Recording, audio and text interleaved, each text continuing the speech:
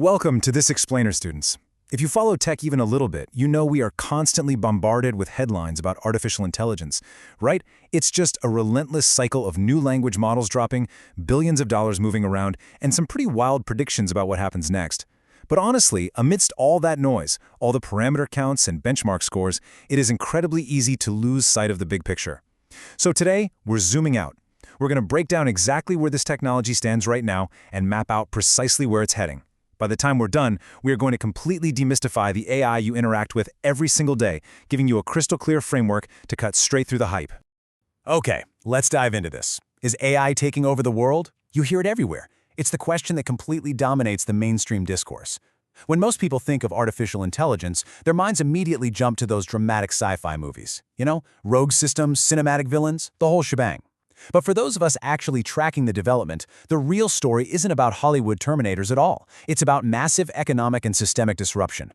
The models we have running out in the real world right now are immensely powerful. And yeah, the lines between science fiction and reality are definitely starting to blur. But to really get why a massive language model isn't the same thing as a sentient being, we need a reliable map. And that map is the AI ladder. I want you to think of artificial intelligence not as just one giant monolithic thing, but as a staircase with three distinct steps. Step 1 is narrow AI, Step 2 is general AI, and Step 3 is super AI. This visual roadmap is absolutely crucial because it helps us separate the code that's actively running on servers today from the mind-bending stuff that's still decades away in theoretical research. We're going to start right at the bottom, looking at our current reality, and then we'll climb up step by step. So here we are at Step 1, narrow AI. This is artificial intelligence focused entirely on mastering one specific specialized skill.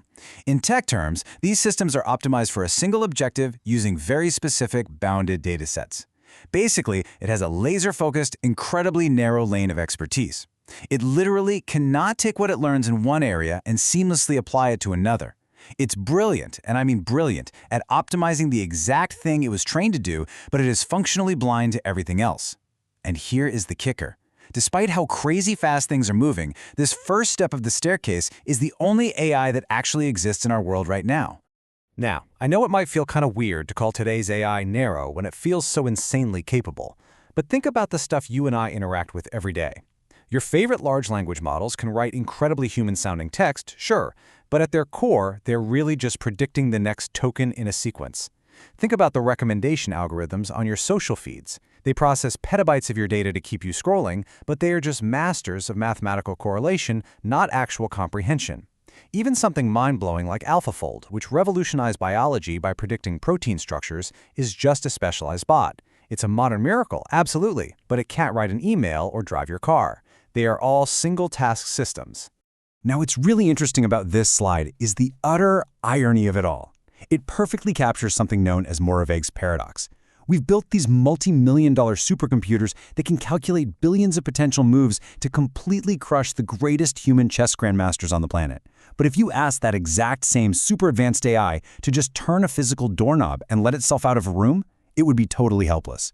Moravec's paradox basically points out that high-level logic is actually pretty easy for computers, but the physical, real-world stuff that a toddler does without even thinking requires enormous computational power.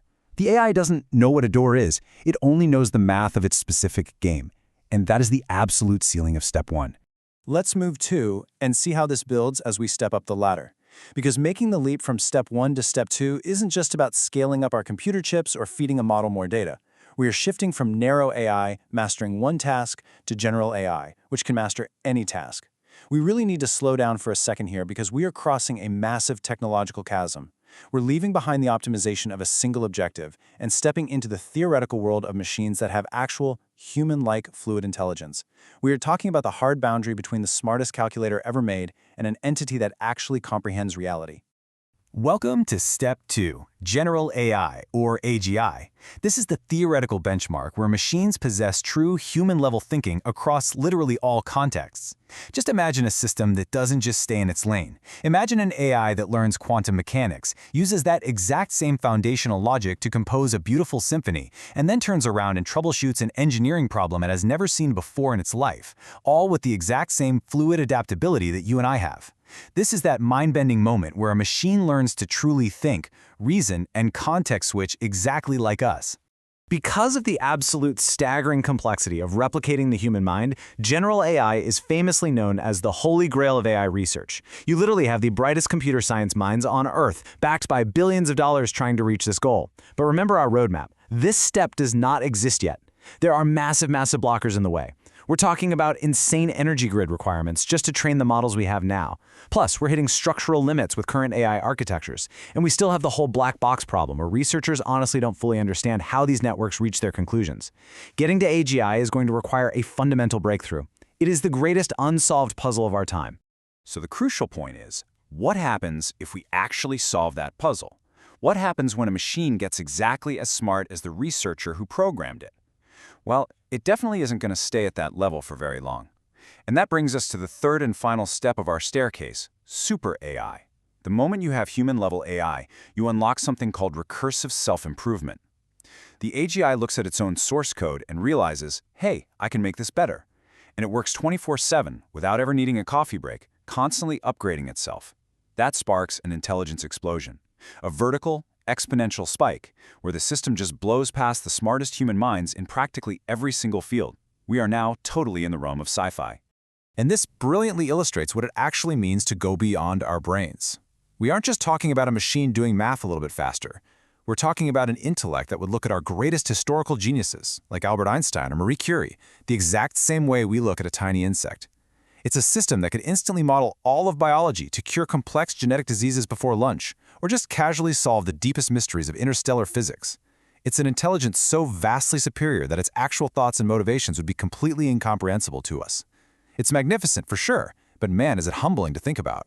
So, we've climbed all the way from the basic algorithms curating your social media feed right up to a theoretical superintelligence that could reshape the physical universe.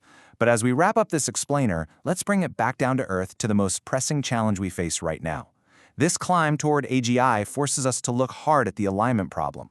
How on earth do we guarantee that a system vastly smarter than us actually shares our core human values? If we trigger that intelligence explosion, we essentially get one single chance to make sure its goals align with human flourishing.